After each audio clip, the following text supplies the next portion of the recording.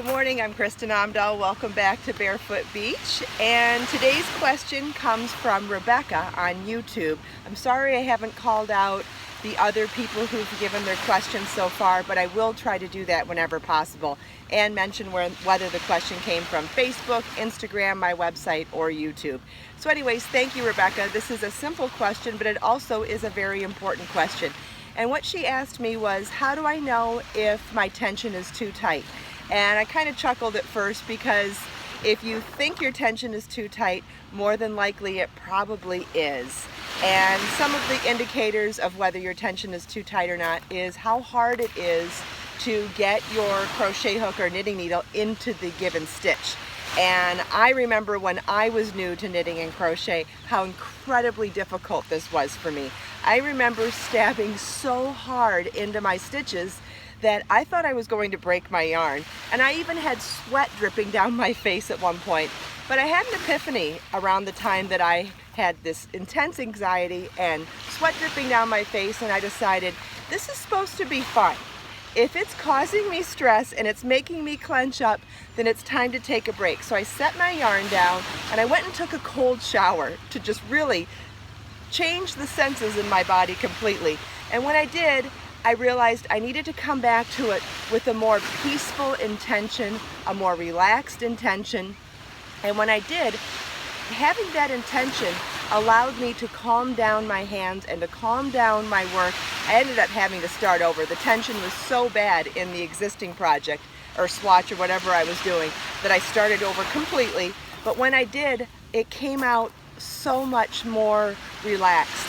And I had such a better time and had so much more fun because I was actually just going through the motions for knitting or going through the motions for crochet, and the hook and the needles were sliding in and out of the stitches, and it was just so graceful and peaceful.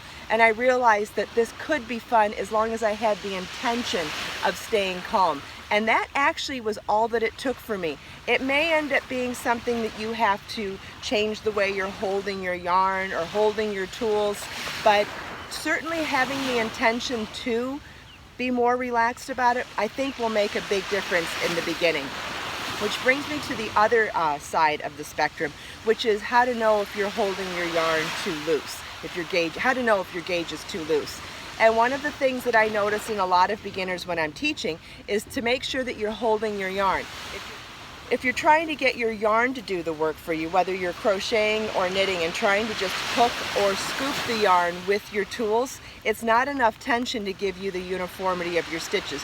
You want to make sure you're holding your yarn in the fingers you're not holding your tools with. So whether it's with crochet, with holding it out in these fingers, or knitting, depending on which way you knit, whether you're a thrower or continental, whichever hand you hold it in, you want to make sure you hold it taut with a little bit of tension. Not tight, but with a little bit of tension to help guide your stitches through the tools and just to help guide the yarn through the tools and the stitches.